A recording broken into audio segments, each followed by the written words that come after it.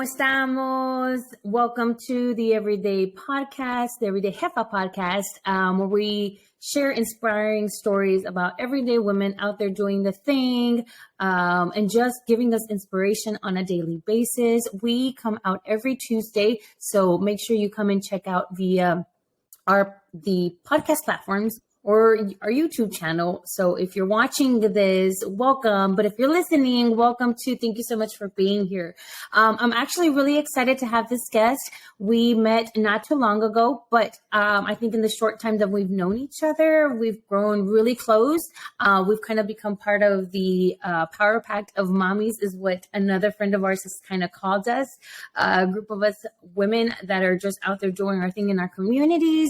And so it just made sense for me to be able to invite her on as we relaunched the Everyday Jefa podcast into what it is now. So I am going to go ahead and let her introduce herself.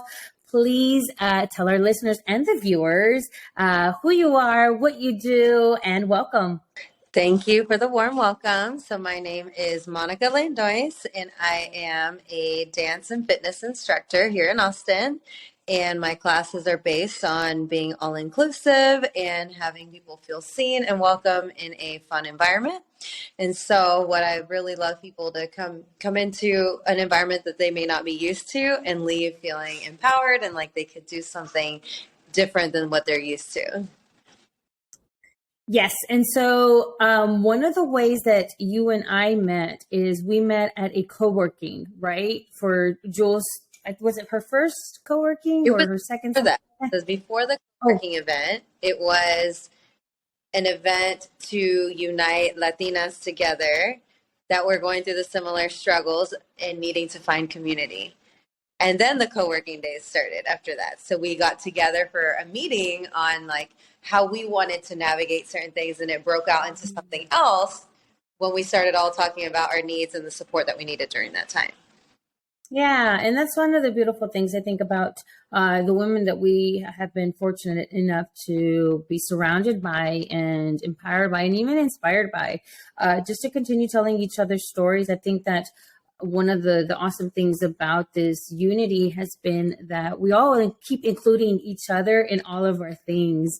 So, of course, we kept on growing with Jules. Things kind of went in a different direction, but then she created, and Jules is the name of the owner of a local venue here in the Austin area, East Austin, called Mira Mira. And she opened up her doors, and she was kind of at a pivotal point where she wanted to kind of just start giving back to her community. She had this beautiful space, very Instagrammable. And I know you had gone at one point to do a fitness class or a dance class there with her. And then I had gone in to do my soft launch for the Everyday Jefa brand, and how everything just kind of went full circle from there.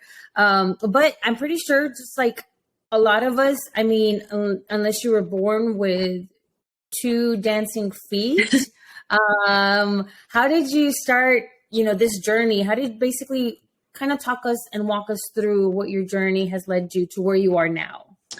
So it's kind of a long journey, so I'll give the little bullet points of it. But basically, I grew up, with cultured parents. My family's not from here.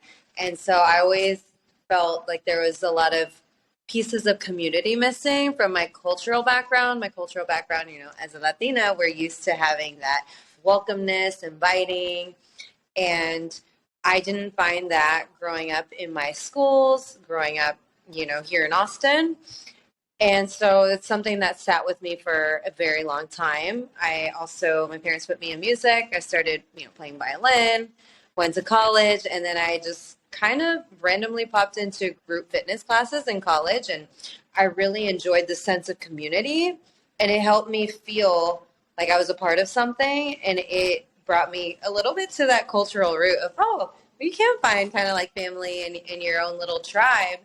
So that was my first kind of taste of it. And in college, I decided to take a little course and see if I wanted to become a teacher. But I was still, getting my bachelor's. So I really enjoyed it. But the way that system worked, it was kind of all the girls who were in sororities are the ones that made the cut, and I wasn't in a sorority. So that happened. I was like, I guess that little road, we'll see if I come back to that. And then I focused back on my studies. I popped into group fitness again once I graduated from college. And I started going to classes for about maybe 2 or 3 weeks. And then one of the instructors pulled me aside and was like, hey, you follow really well.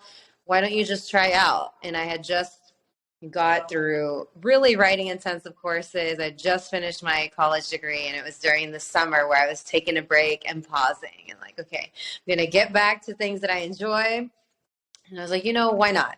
So I went and tried out. I got the job, and I basically started my full-time working for TCQ at the same time as I started teaching group fitness classes. And once I started that, I really started to learn about how powerful the community is. And when you're navigating and building it, and you're the person that is leading it, you kind of start to bring people who are like-minded or people who are also looking for that. And it turned into this big networking pool and dance family where, friends would invite their friends and their family, and the classes just kept growing and growing. And I started getting so many opportunities from there. I learned so much from that environment, and I just started to really fine tune it as I was working full time. It's like, how can I do that full time? I can't, work and stress my body 40 hours and teach 40 classes to make full-time income. And I started to really dabble in, well, what if I learned to scale it? And I finally got, some around 23 or 24. I can't remember exactly how old I was, but one of my clients in my network at the gym, she's like, I want to hire you for the city of Austin. It would be a 45-minute class. You make $60 for that 45-minute class. It's like, well, if I can make 3 times the amount that I was making in that one class, and I can get 2 or 3 contracts, maybe I could do 2 classes a day. I don't know. I started thinking about it, and I really started to sit with how much I loved, the dance community. It wasn't so much more than dance. It's a community, and we're just coming together through fitness and through dance, and it's a powerful tool. And I started reading books at 25 to really understand what my purpose was. And as much as I love, having a bachelor's of science, and I love the environment, I love taking care of it, and I did enjoy my job and I had purpose there, but it wasn't connected to who I was. And so through the classes, I just started to build that, and eventually it just rolled into what it is now. And I was able to, work at gyms, understand that environment. How can I learn from the gym environment and make it work for me if I rent space? And it's slowly built into the business that I have now, which is kind of popping into different places, events, corporate wellness. There's so many streams that honestly at my early 20s, I didn't think could have been possible. But not letting go of that hope, and that this is my purpose, this is what I feel in my heart, it has been so rewarding to get here now.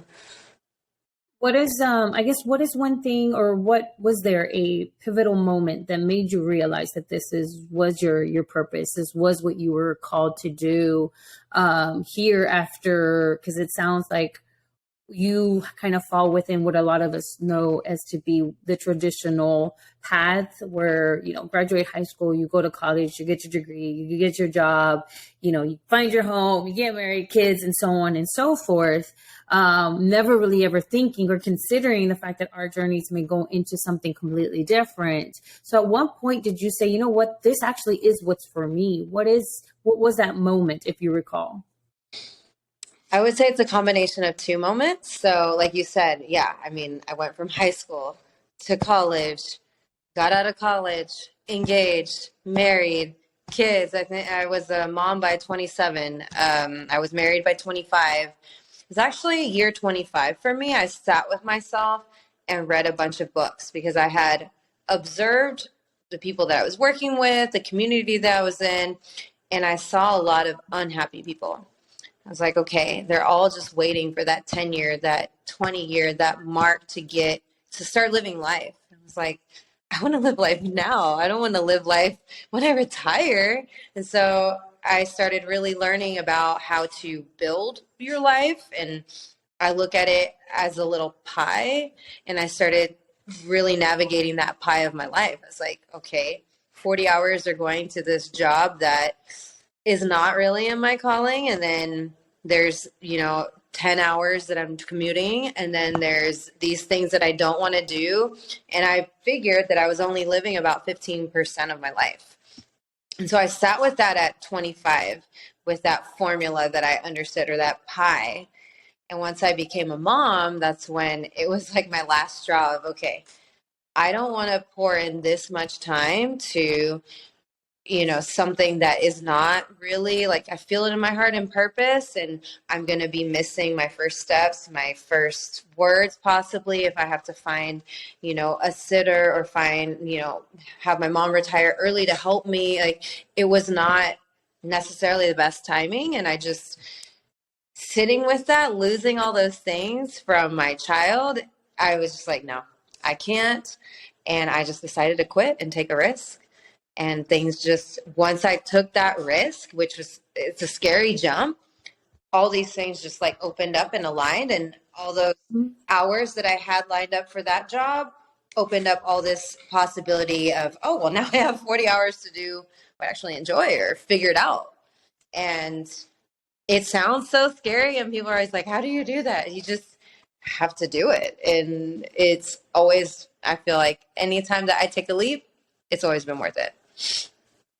I'm presuming you're the first generation entrepreneur, that nobody in your family probably ever guided you or told you, probably the steps or what to look out for and stuff like that. So, for you being the first gen, what is something that you would tell somebody that's wanting to take that risk? Because it is something that's fearful. We're in fear of what we know as security in a paycheck, in a month, weekly, biweekly, whatever, paycheck, but something that's just, we know that we clock in, we clock out, and that thing's for certain, versus when sometimes when you work for yourself, you don't have that consistency. Yeah. But, I really liked that you, at some point, you sat with your feelings and your emotions, and you kind of said, look, I mean, let's be honest with myself. This is really what makes me happy.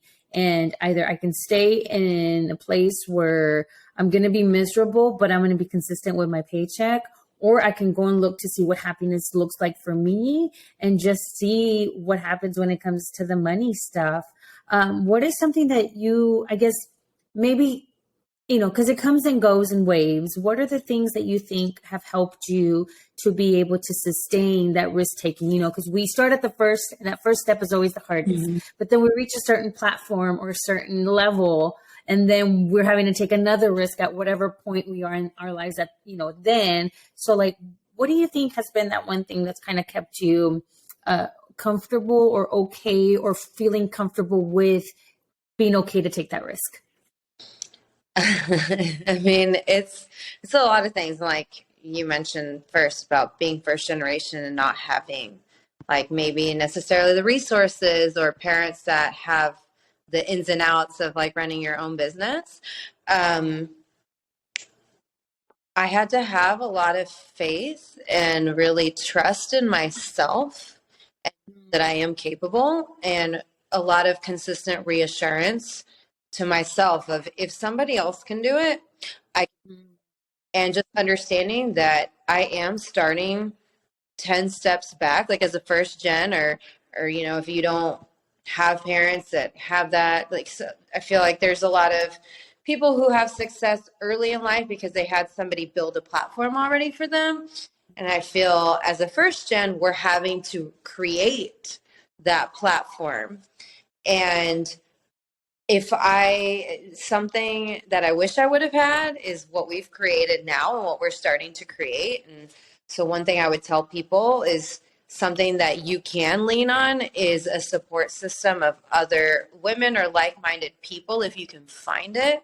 I didn't necessarily have that in my early 20s, so I had to create it and build it, and consistently affirm myself that I am within my purpose, I am following my heart, and I am doing the right thing. I felt that if I didn't, I was going to keep getting kicked, in certain ways, like eject, whether you believe in God or the universe, however you want to see it. I feel like if we don't learn those lessons and we're not listening to what we are, our purpose here, I feel like we all have a unique thing about us that we're supposed to give back.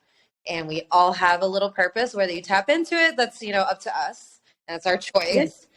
But I feel that if we don't, the universe or God is going to consistently give you lessons like, hey, you got these things, you could be using them. Or I don't know, maybe you get laid off. Maybe you get, have a conflict with a coworker and now you can't work with that person. There's so many different ways that it can come in. And you kind of have to listen and reflect. Like reflecting is one of the things that has helped me probably the most. Is like I was mentioning before, sitting with my thoughts and really understanding them. Like I'm not okay doing this. I am okay doing this, and checking in with myself of why I'm doing the things. Just like at 25, I had lived a certain life and thought I should be doing certain things until I started really questioning, like, well, why do I feel that way? I don't have to do those things. I don't have to do it that way. There's other ways. And then my entire 20s were unlearning all of that and unlearning that I could create however I wanted to create. It didn't have to be a certain way. So I would say, really checking in with yourself. If you can have a community of like-minded people that can support you and also that are going through similar struggles, because it can be hard to feel seen or be understood where somebody can give you the valuable information that you need. Like I could go talk to somebody that built a business, but already had, a certain amount of money in the bank to build it. That they may be able to provide certain feedback for me that I need. But if there's somebody that also is building and creating the foundation that isn't there, that's the most resourceful thing for me versus somebody that built it differently. So having that understanding of where you are and what your needs are and how you can learn from others, I think is very valuable and is good input for that part of life. I don't know. I love it. I think that it's being able to utilize what's in front of you, making the most of it, but always keeping, our vision towards what's going to make us happy and how we can also make impact at the same time. Exactly. And, one of the things that we set out to do with the Everyday Jefa brand itself is empowering women. And then through the podcast, through storytelling and sharing and feeling like you can relate to somebody, that we're not alone in this thing. So what is it that you would, I guess, define in your own words? What does empowerment mean to you? Empowerment is having your self-assurance of self, I think, like having your worthiness, your self-worth, either finding it, you feel it, and you're able to bring that out of yourself and extend it out to others and being helpful. I think it's so many things to be empowered. Like you feel it within yourself and that you're doing the things that you're meant to do and you're sharing those unique talents and you see yourself or you are helping others and seeing them blossom as well. For me, that's the most empowering thing is when I help another person or when just one maybe difficult conversation changed their whole route. And even for me too, there's points in my life where it was just one simple conversation where somebody challenged a limiting belief of mine. It's like, oh, how did I not think of that in the 25 years that I've grown up? So for me, like a book that really changed my life actually was The Four Agreements by Don Miguel Ruiz. I love that book because it's simple wisdom. And I feel like a lot of us go through life through the motions, never checking in and seeing if what we're taking in is actually from us. It's like all the things that you heard growing up from your parents and, coming from being a first generation, my parents a lot of the time were like, oh, I don't know money. You shouldn't do that. Like, don't change your degree. you're going to dance for a living. Like when I got my job at the state, they're like, oh, you're safe. You're good for life and you're taken care of. You just have to keep showing up and follow that career ladder. And it's like, that's not what I wanted to do, but I get it. Like they come from, a different country, a different understanding. So, yeah. So being your own jefa, which, as I've always said before, jefa means boss in Spanish. For being your own jefa, how are you applying that empowerment, either for yourself or for your community or for the women that surround you on a daily basis? Like, by doing what you do. I show up as myself and I show up for my community. I show up in the good and the bad. They see me in all my my little ebbs and flows, and I feel that as I show up in my authentic self, they also Mhm. show up in their authentic self with me, and we're at an open heart, almost feeling sensation of if somebody needs help, I'm able to help them. They're open and receptive to it, and I'm also open and receptive to what my community needs. So I'm always checking in with my clients too. Like I said, it's more than dance. Like we are a family. When one person goes through something, we all pour in support. If someone gets sick or someone broke their leg or someone had a type of accident, like you will have people there. And that it goes back to those cultural roots, like the family community, like you take care of your community. So I feel very empowered through the community that I've built with everybody and having it open and welcome to anybody being able to come in. So if somebody feels alone, like they don't have to feel alone. They can come into my class or find another, community that Yeah. feels that way too. So I feel very grateful to be in such an empowering community too, because not like as I'm empowered, also my community and my clients, they get empowered. The women, like I have so much satisfaction of seeing them also pursuing their things that they want to, that they may have been scared to do, but since they've been in my community and kind of line of reach, I can connect them within our community too. Like if I meet another Latino woman that is needing support, who am I going to send her to? You, Mm-hmm. like building those connections like a root tree system. Yeah. It's about, taking the things that we know, the good, the bad, the ugly, whether it's through our upbringings or just what we've learned through our own journeys, to what has led us here. And then flourishing from that and continuing to plant the seeds and continuing to water the seeds that have already been planted. So who is a Latina or somebody in general that you look up to? So somebody that I look up to, well, I know she's not here with us anymore, but as a young girl, I looked up to Selena and her story of, how her parents wanted her to be, how they wanted her to show up, and how she did her best to show up as she was. But she was also going through that journey, I feel like, of the challenges that Latinas face. It's like, oh, we're loud and bright and bubbly, and it's like, bring it down just a little bit, or don't show this much, or whatnot. And I feel like she really brought out, for me, I felt seen as a Latina because there wasn't really other Latinas mainstream at that time. And growing up here, and especially Austin, I didn't feel seen with anybody else in my community. I was the only foreign person in my network of school or whatnot.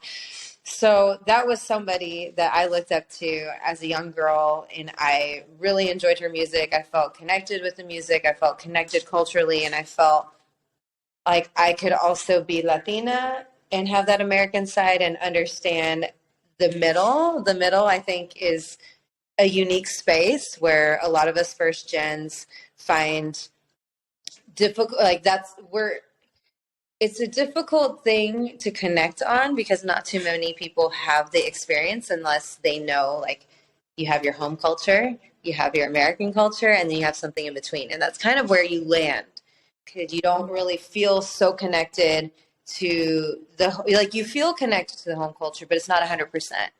You feel connected to the American culture, but it's not 100%. And you're somewhere in between the lines. Ni de aquí ni de allá. Huh? Ni de aquí ni de allá. Exactamente. No sabes. Yeah. And so finding that when you find that with somebody, or when you find that in an artist, or when you find that in maybe, a writer, and you feel seen in that way, like that's the first person that made me feel seen. And then I was devastated when she, had her life taken away. But it goes to show some of the challenges that we are faced with. And her story is just very impactful and powerful.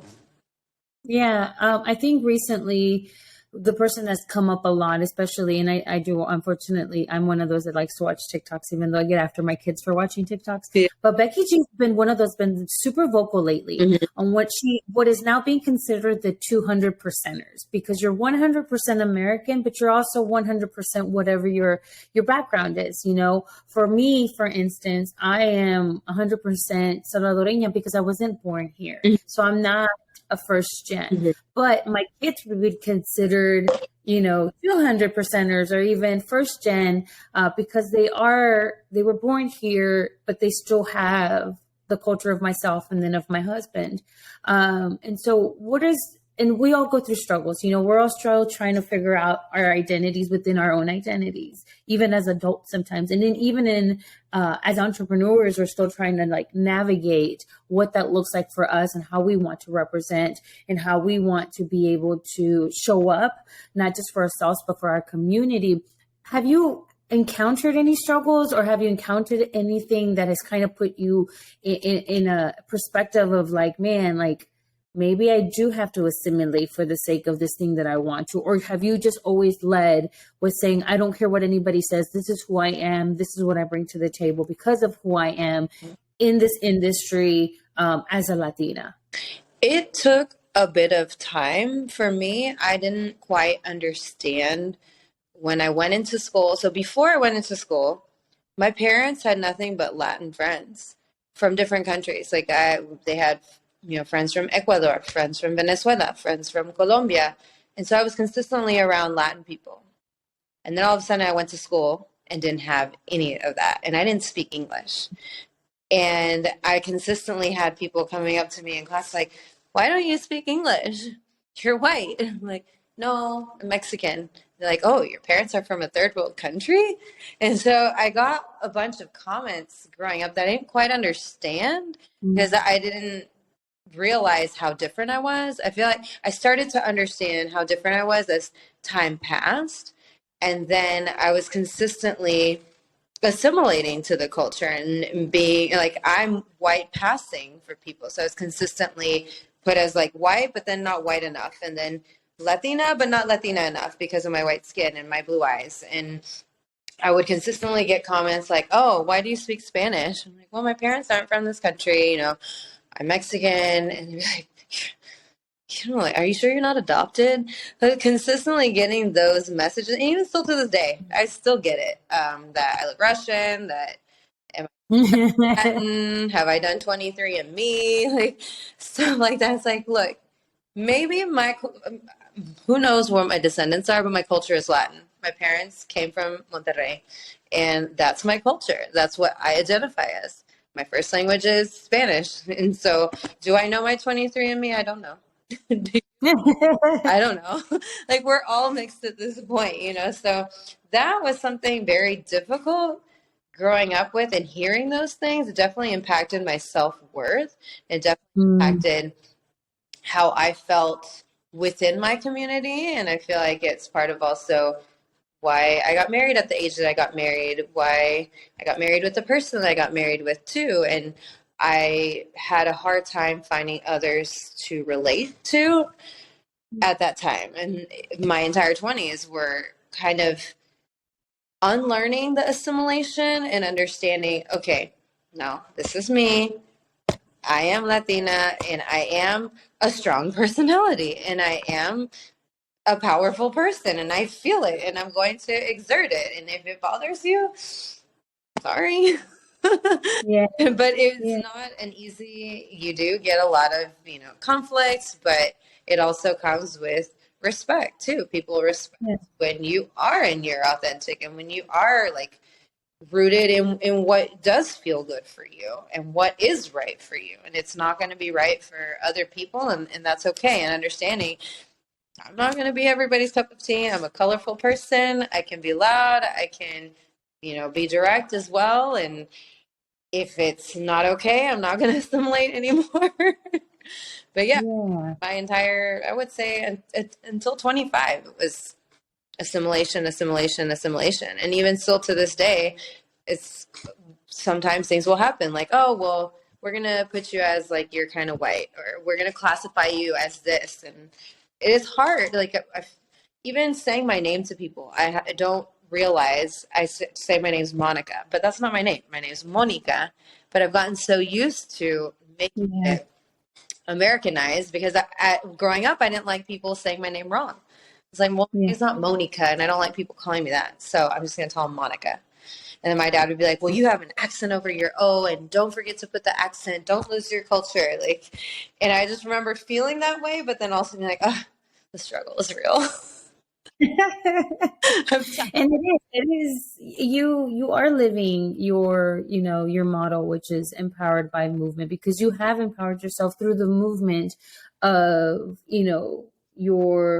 your Latinidad, your culture, your community, and stuff like that. What kind, for those that haven't, heard of you, what kind of, you know, empowering classes, or what kind of music do you lead in your classes? Like, kind of give us more of an insight as to you as the businesswoman and the instructor, for like what people can expect. Yeah. So I love my Latin music.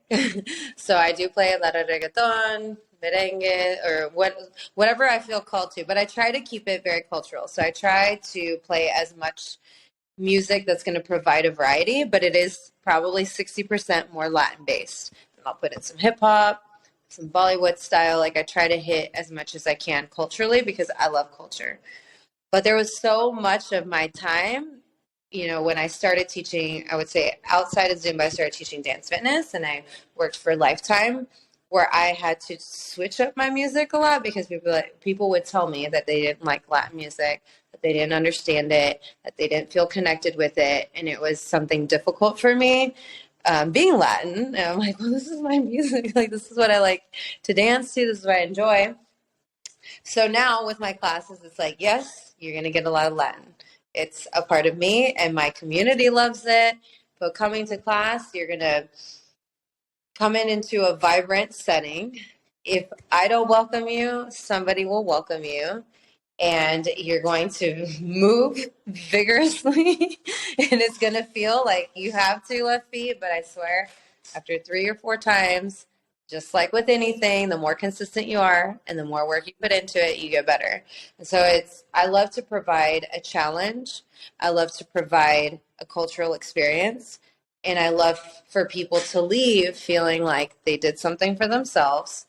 They were in a community and they got to release any type of stress. So it's hitting multiple like little check marks. It's like mental health, physical health, communal health. I think communal health is so important, having that sense of community.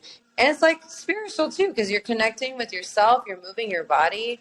Forget how much movement helps you release trauma, helps you release anything that could be trapped in your body. When you just dance and sweat, those endorphins kick in and it instantly changes your mood. It's so many things. Like I could talk about it all day, the benefits. But when you come into class, you're going to get a lot of those benefits. You're going to get the family environment and you're going to get more experiences too, because not only do I teach dance classes, I do events where I can connect and network and activate people to feel confident. So I would say coming into class, if you don't feel confident and feel like you can take your day on, I need to work on my model and what I'm doing, because that's my goal when you leave, is to feel confident, feel empowered, and feel like you can take on whatever you need to take on for the day. You release your stress, or maybe it's the next day because the class is late in the afternoon. But that's all. Well, I could talk forever, but What is because you had mentioned this earlier, like like one of your goals when it comes to women isn't just to empower them through the movement, but also kind of give them back the that energy that a lot of us women hunger for, which is being able to feel like a woman, regardless what our ethnicity is. Feeling like we can be vulnerable and that we can move in a certain way and allow our bodies to move in a certain way. So for somebody that's even maybe wanting to either be an instructor or actually even take a class period, what is it? How do you kind of help them break through that kind of mindset? the first thing I tell anybody coming into class is it's going to be challenging.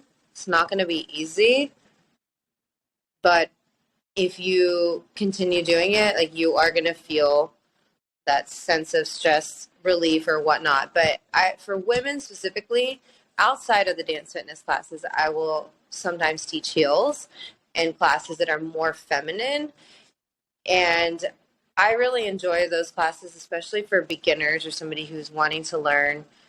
And even not just dance related, if you're just wanting to connect within yourself and your feminine energy, I feel like we're consistently sexualized in certain ways, where feminine energy is kind of frowned upon or seen a certain way in society.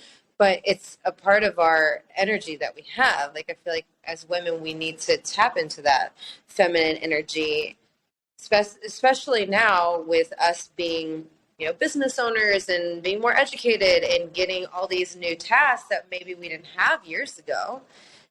We're falling into more of that masculine energy and consistently showing up in a different way now in society. It's different. So I feel like in the dance class or in a movement setting, and connecting back with your body and connecting with your feminine energy, it's something that is very it's empowering, because we forget that, and especially as becoming moms, like, we kind of lose touch to that. You become in these different roles. So in those classes, I really like to take the roles out, and I like to just step into the room with, this is who we are. Like, whatever you need to either wear, or if you want to wear heels or not, however you want to show up that makes you feel like you're in your feminine energy, it's going to be different for everybody. But allowing that space for women, I think, is very important, and very, I can't find the word, but it's like tapping into that unique energy that we need in order to feel like a certain, it's something that is, it's like a divine energy within us, if that makes sense. That totally makes sense. I mean, there's so many things that, like, you've talked about, you've touched on, what it is what brought you to where you are, what has kept you going, the challenges that you have gone through and that you've been facing. That's extremely admirable, because I can honestly and candidly even say myself that when I first met you and you were like, yeah, I'm Mexicana, I was like, wait, can you? No. I mean, I thought it to myself. Clearly, I'm smart enough to say things that, and put my foot in my mouth type of thing. But it also meant that I needed to learn a little bit more before jumping to conclusion, which is what we tend to do a lot of the times, especially now with social media. We think that we know the person because of what we see online and the profiles and the stories and stuff like that. But it's really when you are in the person's space is that you really get to know the person, but it's got to be more of an in-person thing, So what do you see yourself doing? Like, what is your short-term goal? What is your long-term goal? So short term, I mean, right now I've been focusing on events, podcast. Like, I feel that I spent a lot of time teaching and connecting with my community in that way. And now I'm shifting into still teaching, but now sharing my journey and my story because it is, a long road, and it is like this. And I mean, I went through divorce.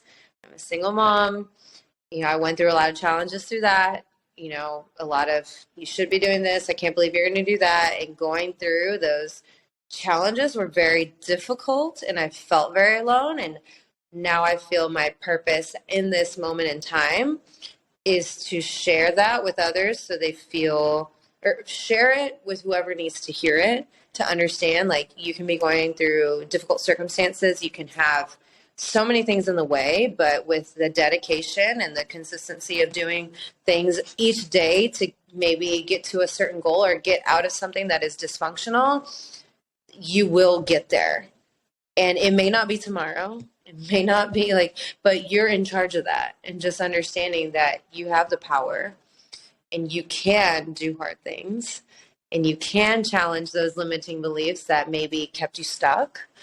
And so I feel right now my short term is starting to get comfortable sharing my story, because a lot of it is traumatic and a lot of it I am going, like, healing through. And as I share, I'm healing as well.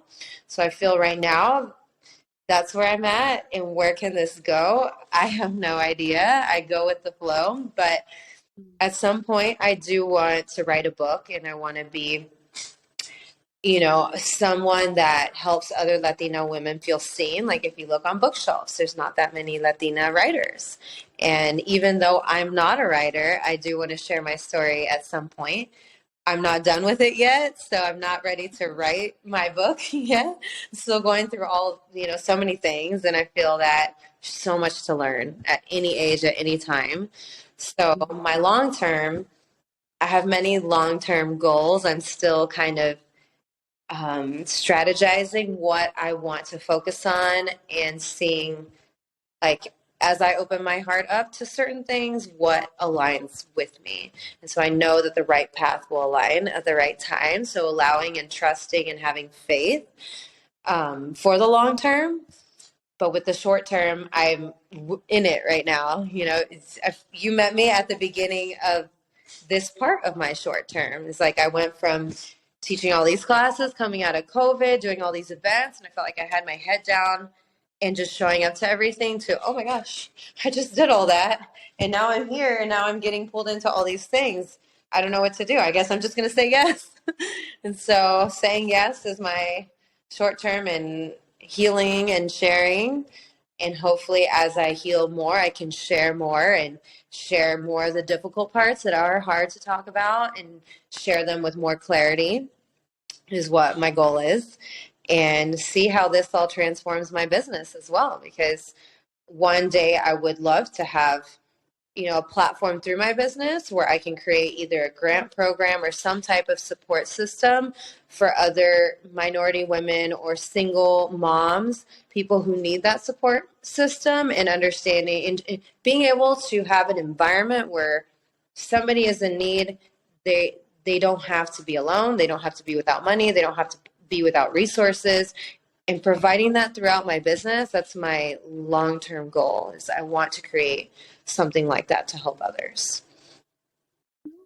Well, that's beautiful. That's really, it's good to hear, because sometimes I know that I ask these questions, but it's all, for me at least, it's because there might be something that you say and then I come across it and I'm like, oh, wait, she mentioned that during our podcast, or she mentioned that the last time we did co-working or whatever, because it's just not just for in conversation, but it's sometimes, we say things and we don't think about who's listening. Well, we know who's listening, but we don't really think about how perhaps that might actually appear in somebody else's life and how it's going to come back to us later down the line, as a form of like resource or help or whatnot. So I like that. I like that very much.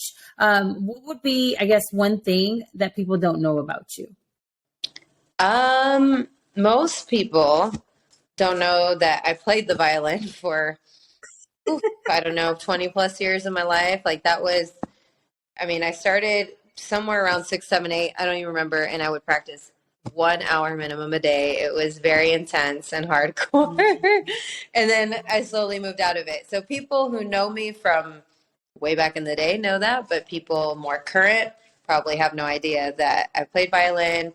I started, doing gigs at a very young age. I opened for Maroon 5 playing violin when I was 24 and got to play at South by Southwest with a local artist and opened for G-Eazy playing violin and while she sang. So those are things that most people probably don't know. Wow. Dancer and dancing. Yeah, because that's what everybody knows you for, the dancing part, Yeah. not the musician. Mm-hmm. Be careful, somebody might end up wanting to hire you to play the violin and dance at the same time. Another, what's her name, Sterling? Lindsay Sterling. I love her. Yeah. Yep, because that's basically what she does is she incorporates dance into her routine with playing the violin. I actually can do it. Oh, now you're gonna have to do it the next time we're all together and be like, you're gonna have to. What do you need me to bring? Your violin. Well, that was the thing. Like growing up, my parents were always like, "Bring your violin. You're gonna play. You're gonna play for family. You're gonna do this." It's like, I'm tired of playing, but I'm comfortable now again sharing, my musical background, and I feel like as years pass, I'm wanting to play more again, and I do miss it. That's awesome. That's cool. Well, thank you for sharing that with us. What would be one advice that you want either the viewers or the listeners to kind of walk away from this episode? I would want them to walk away with understanding that at this point in time, there are resources and there is community, and to find that. Because if you can find that and be with like-minded individuals, they will carry you in the times that may be very difficult, because being an entrepreneur, like we talked about, is a roller coaster. Sometimes you're up real high and then next day you're rock bottom.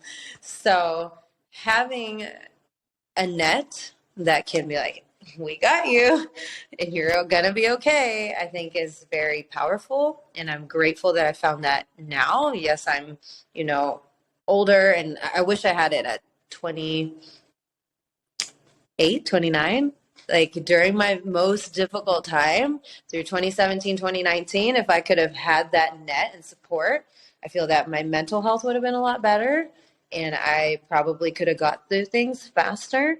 But it was my journey, and I feel like this is a part of the journey, is sharing that there is community out there and that you can find genuine, good people that do have your best interests and that want you to succeed, and that are not competing with you, that are seeing you for what you are and who you are, and are there to support. If I can find it, anybody else can find it. They can come join, your social support systems. I mean, you have created so much. Like, I'm very inspired by you and what you do, and I'm grateful that our paths met. I feel like I needed to meet you because I consistently meet women in this path that need that. So I would say that's my number one. And then just challenging those limiting beliefs of like, why not you? Why not you having success? Why not you being powerful? Why not you being a Latina woman that is empowered? Like, why not? You can, and not having those, well, I don't know, like I've been told this or I feel this way. It's like, no, you are powerful. You can do it. Awesome. Well, thank you so much. Thank you for I know that those that listen or watch, sometimes may not know who the speakers are, but they know that what we provide is always something for them to be able to take away, for them to be able to put into their own personal lives, regardless what it is that they're doing.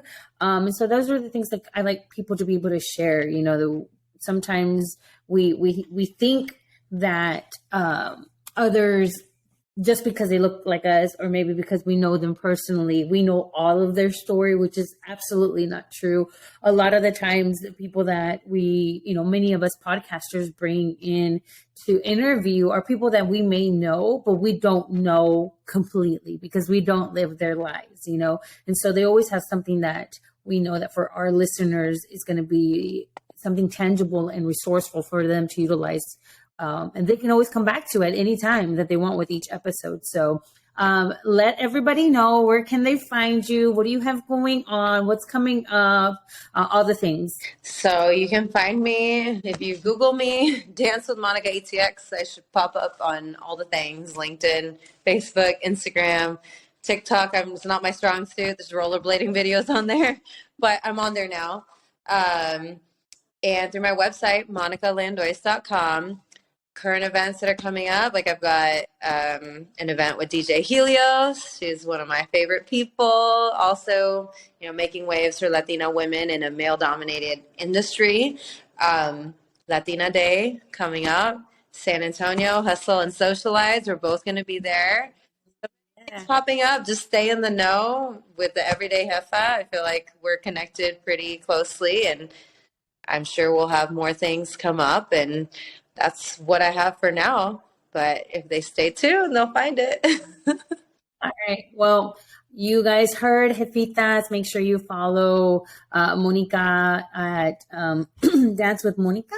And we'll also put all of her information in the episode notes, so that when you click on the episode, you will be able to find all the additional information for her, as well as on our YouTube channel and on the information page for the YouTube episode itself.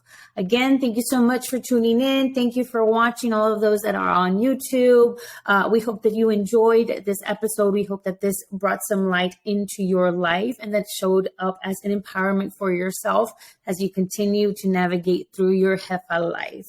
Again, Monica, thank you so much for being on here. I appreciate you. I adore you. I know we'll be seeing more of each other, but I'm really grateful that you took the call when I sent out the calling to be able to get people on here on our rebranded podcast. So I do really, really appreciate everything that you're doing for us, keeping us moving, keeping us hyped, just being part of our lives anywhere you can. It does take a lot, and we see you, we honor you, and we love you very much. So we hope to see you all at the next episode. Remember, we are the Everyday Jefas, empowering everyday women to continue leading in the boss space.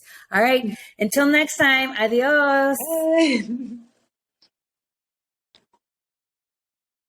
So what are the, current influential people? They don't necessarily have to be in your industry, but what are the people that, just the minute you think of them or you meet up with them, they just get your, creative juices flowing? You're talking about like locally or just in general? In general. Okay.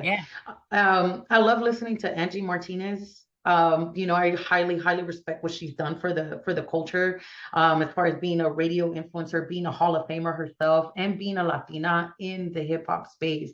I also enjoy listening to different podcasts, like, for example, Amanda Seals, and how educational she is with what's going on in the Black community. And sometimes, not only is it just in the Black community, but I think it's also relatable even in the Latino community.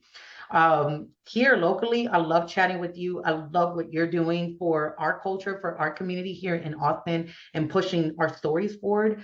Monica Maldonado is another one with Mas Cultura. I love her, personal friend of mine. TK is another one with her Frida Friday ATX market, where she showcases intentionally BIPOC and queer vendors, and even artists and DJs like myself. And then obviously Gabby, Gabby, what she's done with her marketing. I'm fortunate to call her a friend. She was one of the first people that I connected with here in Austin, and we hung out and talked nothing about business, just got to know each other. And learning her story was even more motivation. That's like, man, I'm an immigrant too. I come from an immigrant family also. And what she's done for herself, self-made, like, I know I could do that. And so hanging out with very influential women like you guys, and then also just keeping that radar in, like, what else is happening outside of Austin, like Angie Martinez, like Snow the Product. It's just something that not only is influential, but continues to drive me to keep doing what I do unapologetically. Yeah, no. So what would be, one advice, or if you have more than one, that's cool. Something that you would tell somebody that's starting wanting to do this thing in this industry, especially as a female, because you've been there, done that, and you've noticed the pushback. But I think we are now in a fortunate, we still have a long way to go, but I think where we currently sit, there is a little bit more flexibility to be able to be open. And I think actually even this city itself allows us that flexibility. I've unfortunately never had the pleasure of meeting other DJs in other cities that I lived in to be able to say, oh yeah, like this city actually allows that too. It's always been just something different for me. But what is something that because I've told you I dabble here and there with my DJ, with my little like 2x4. All right. little mix, and I do it just for the sake of just breaking out of my routine of things. But seeing women like you all, it can get intimidating. Like, oh my gosh, like I'm just doing this for fun.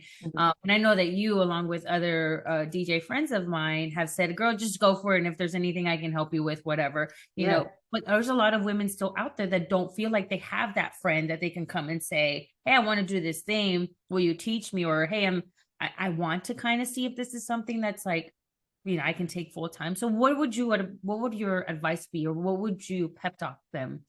Yeah. So I'm hearing two things, right? Number one is, how do you start to pick somebody's brain as far as like, this is something this is something that I want to do, but also surround yourself with people that motivate you and to support you to start doing what you're doing, right? And then the other half that I hear is, how do you start being a DJ? Right. So there's a couple of things, right? Number one, if you're looking for that community, for that support, go out to places that promote these type of things. So like going to your events, right? The Latina Day ATX, right? Going to, for example, some of the panel discussions that are happening around our community. I'm fortunate not only to be connected with you guys, but also I'm an Avance graduate. Not a lot of people know that. And so I'm deeply connected with what Avance is doing. Con Mi Madre is another one, Latinitas. And so these are organizations just like yours and many others that really promote not only the Latina story, but also the community of empowerment. And I think that it's so important for anyone, but especially a musician, a DJ in this industry, to have that type of support group, right? And that you can ask questions about, well, tell me about your story. How did you start doing this, right? To answer the other piece of it is, how do I get started in DJing? Is this something that I want to do? I always start with a much deeper question, is why do you want to do it? Right? Do you want to do it because it looks cool? Because, let's say if I'm talking to a guy, because you want to get all the girls. If it's a girl, you want to do it just because it's a fad. I can tell you right now, all that stuff's going to catch up to you. If you have a strong passion for music and making people have fun, that sounds very general, you're going to do it. And with today's world, there are so many YouTube tutorials that it's easy for one to be able to learn the basics. What worked for me, though, is coming to a new city, not knowing anybody, right? But I knew how to DJ, but not knowing anybody. What's worked for me is stepping out and going to places that I wanted to play at. I would look up events on Eventbrite. I would just look up Austin DJ and then start following different DJs and seeing what they're doing. And when I'm at the event, this is another piece of advice for the general public.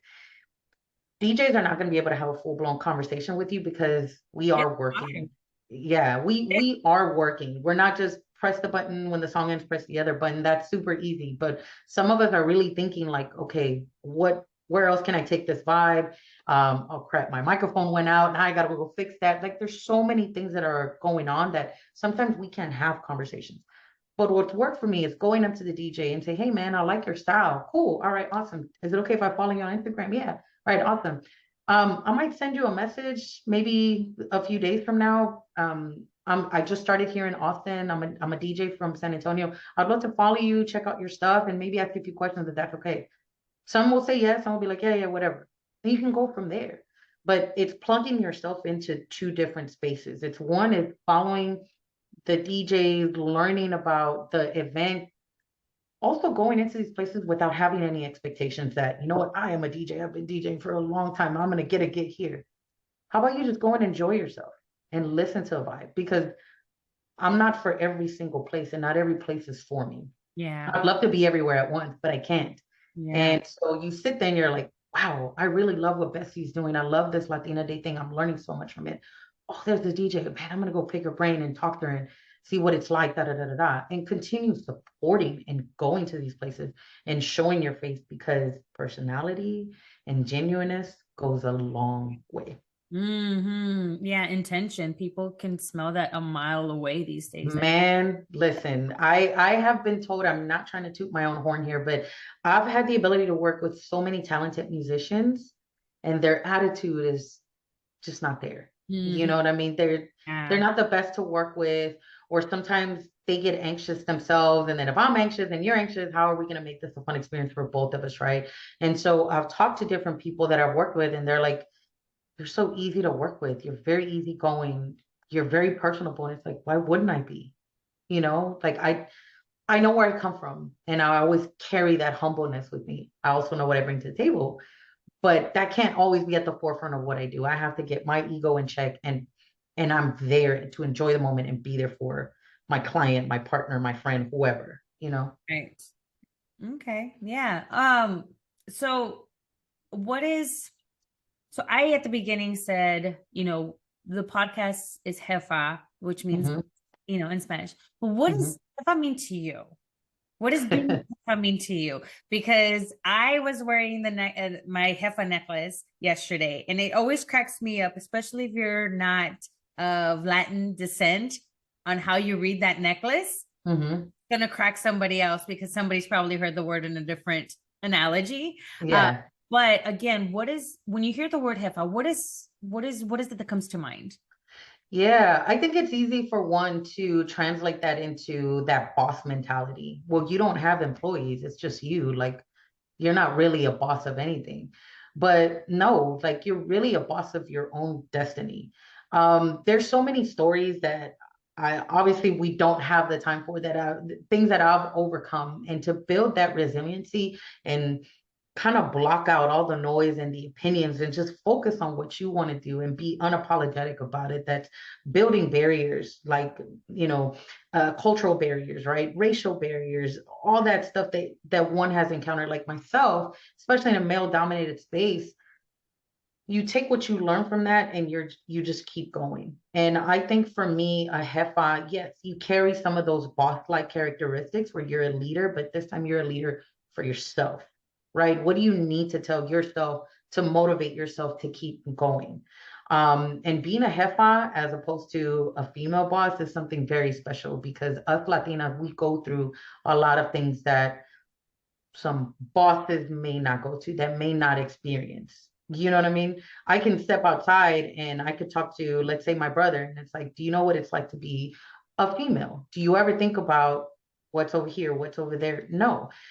If I see, like, let's say, a straight couple and we have a conversation, like, I can't just always be myself with my wife, because you never know who's out there, right? And so it's all that resiliency that you build along the way, that makes not only a jefa, but a jefa being unapologetic about being in charge of your own destiny and wearing your culture and your heritage, being proud of it. That's awesome. That's beautiful. I love the way that you describe that, because again, the natural translation is boss. Hmm. But I think it's also we haven't utilized that word enough, for Yeah. full transparency of the mindset of the action or the word. And so I love that, because we've heard for so many years, boss babe, female Hmm. boss, and that sounds cutesy, at least at the time, but you never really felt like what that struggle, or if there was even one behind those, type Yeah.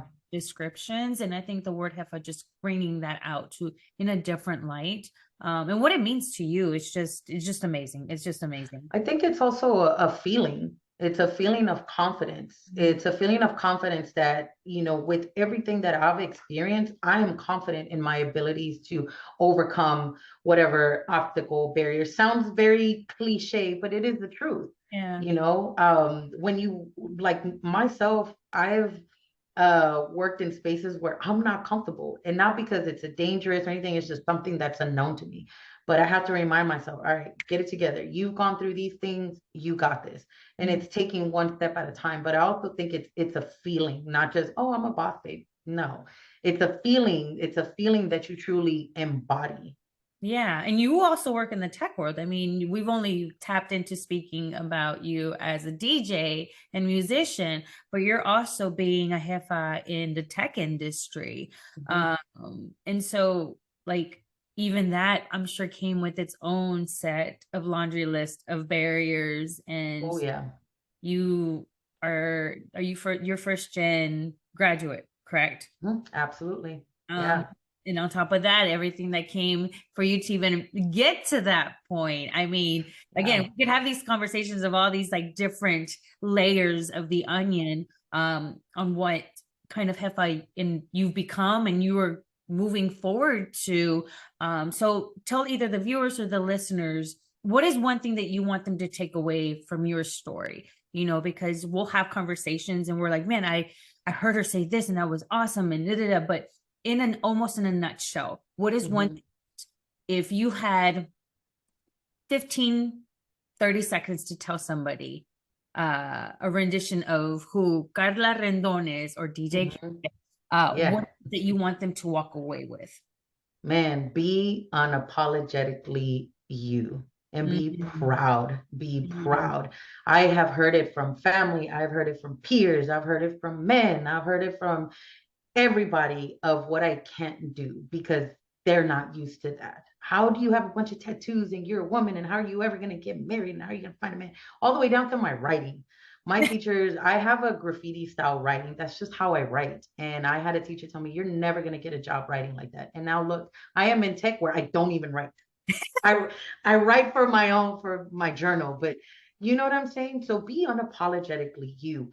Give yourself grace and the space to be you, to learn yourself, to make mistakes. You know what I mean? And learn from them. And don't listen to others, but watch what they do. And I Mhm. say that because people are always going to give you their opinions, whether you're a DJ, whether you don't DJ, everybody's going to have their 2 cents about what you're doing, what you want to do. They're going to have a lot of doubts, but don't listen to them, but watch what they do because they're going to be the same ones that are in your ear. Hey, how did you do that? Oh man, I didn't think you had it in you. Let me borrow a little bit of this, or let me do this with you. Da, da, da, da. Now they want to start coming around. Mhm. You see what I'm saying?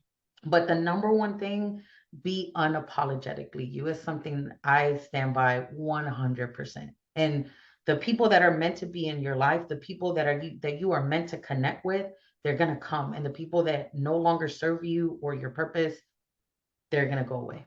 Oh yeah, no, absolutely. They eliminate themselves, thankfully. Uh, Yeah.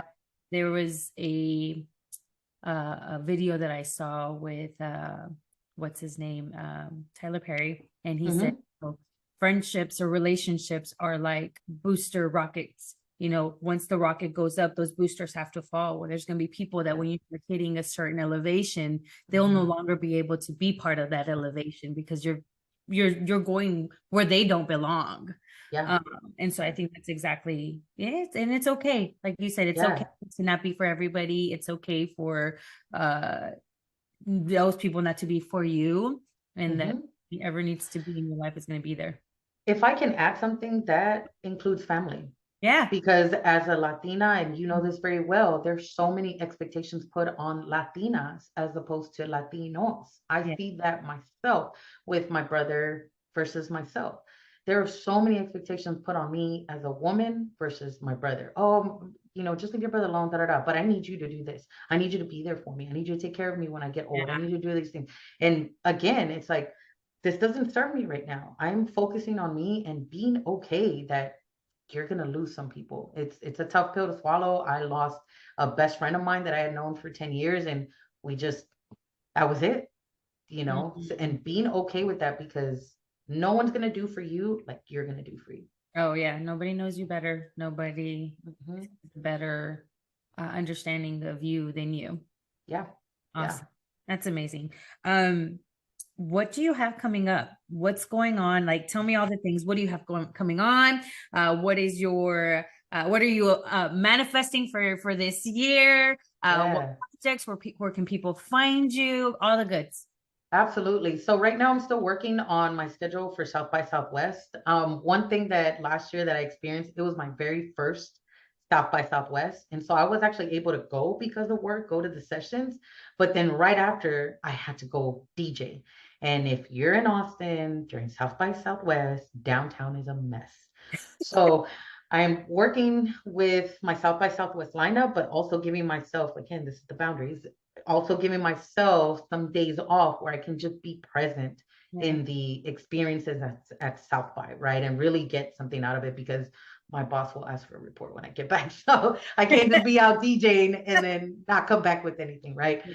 So working on that right now. I am also trying to lock in and bringing back our R&B pool parties. So I am one of 3 members of our Rock the Boat R&B parties. And so what we've done for the past 2 years is we've had pool parties. So I'm working on getting those locked in, possibly a part 2 remix album. I have one out already on Bandcamp and on SoundCloud. So I'm possibly working on some additional remixes for a part 2 album. Obviously creating more content. Podcasts might be coming soon. And then more interviews like with you. I'm very fortunate that with what I've done, people want to hear my story and I'm happy to share it. So more interviews are lined up. So those are some of the things I'm working on. Also still selling my merch. Staying busy. Yeah. Yes. No, and that's what it's all about. The Hefa, you're embodying honestly the Hefa to I'd say to the fullest extent, but I know for you, you're like, I still got more to do. I still want more things to accomplish and stuff like that. But if there's one thing that I can probably tell the viewers or the listeners is that what you hear, what you see is exactly how it is in real life. I can definitely vouch for that. Yeah. Ever have the opportunity here in the Austin area, I do always tell Carla that I always foresee her not staying in this area. She's going to start doing cold tours. We're putting it out in the universe that Beyonce will be that person. Oh my God. I will die. I will die. Yeah, and then I'm gonna look at her and be like, "Te dije, te dije." Yeah. Yeah. Real quick about that, my wife and I were having a conversation recently and we bought this book. I'd recommend y'all getting it. If you don't know what I'm talking about, I'd be happy to send you an image or a link of it. But we found this on at Target. Actually, I found it. I'm gonna give myself a point for that one. My wife is always right. And when I do something right, I'm like, no, I'm holding on to that point. But I found this book and it's 3,000 questions, like icebreaker questions. And her and I try to go through 1 page of questions a week. And it's interesting how we get to know each other a little bit more. But one of the questions was, who would you like to meet that is famous and why? And I had always said, Muhammad Ali, right? But also Jay-Z and Beyonce. And it's not just because, oh my God, like I'm a huge fan of theirs, but Jay-Z, like I would love to pick his brain on business, right? Like some of the business moves that he's made and why. But Beyonce is being such a mega superstar. How do you block out the noise? Because sometimes you run into the imposter syndrome, right? Or you always feel like you're not doing enough. And then you also have to stay on top of the trends on TikTok. So social media is an easy way to get sucked into that bubble of I'm not doing enough. So that would be an interesting conversation I'd love to have with Beyonce. Speaking of Beyonce, is like, how do you do that? And then you're a mom, like, what the hell? So yeah, that would be someone that'd be cool to sit with. Yeah, and it's going to happen. It may not be when you want it to happen, and then it may not be how you want it to happen. Next 5 minutes. I see. Okay. Yeah, I'm kidding. Did you put something in your coffee that I didn't put in mine today, or what? I actually have not had coffee. I want to work out and I have not had coffee. So after this, I will absolutely have coffee. Well, congratulations again on your fitness Thank journey. you. I know we Thank didn't you. talk much about your fitness journey. Yeah. I definitely, follow her, DJ Kick It. Her stories are always really giving you a lot of insight. She's definitely not one person that is going to just show you the glam life of being a DJ. She's going to be raw, true, and honest with you in every aspect. So please follow her. get to know more about her. Send her a question. I'm pretty sure after this, she'll be like, Bessie, what have you done? You told everybody to send me a message, and now I Oh can't keep no, up with them. all good. I love a good conversation. I'm an open book. Hit me up. Yeah, that Instagram, this DJ whole Kick It 17. gatekeeping thing is no Yeah, longer. It's just an annoying word at this point, I think. Um, yeah, but no, follow her. Thank you again, Carla, for being part of this. I know, like I said, this is something that we've been trying to put in the works for a while, but again, it had to be with intention. yeah, I think it's all lining up. I think this is the year for everybody. We're coming out of a lot of things, a lot of years of just repression on creativity, on wanting to tell our stories and still not being able to make those honest connections. And I think even through video, we can still make those connections. And now you can really, really get the sense of people, how genuine people are, and yeah. how much people really crave to hear inspiration and empowering stories. And yours is definitely one of those. So thank Thank you you. for being part of this. Oh, thank you for having me. Yeah, Again, thank you. everybody, this DJ Kick It over here. Beep, beep, beep, beep. Make sure you're following her.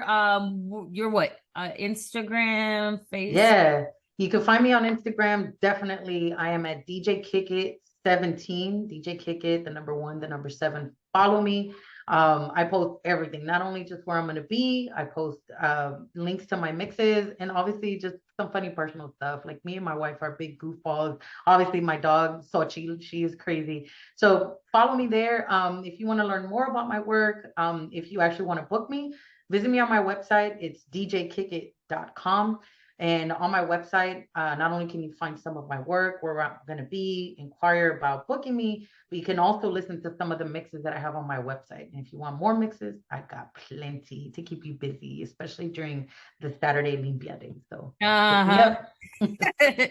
Well, perfect. And again, as we always say, here at the Everyday Have a Podcast, our mission is to share inspiration, share empowerment. We are literally just everyday women just out there trying to do the thing, making boss moves, but also looking to see how we can bring everybody up with us, because when one wins, Yeah, we all win. So again, thank you so absolutely. much. Thank you. For us here on either YouTube if you're watching, or any of our podcast platforms. There's about 5 of them. So head on Nice. over to our website, theeverydayhefa.com, and we will see you on the next episode.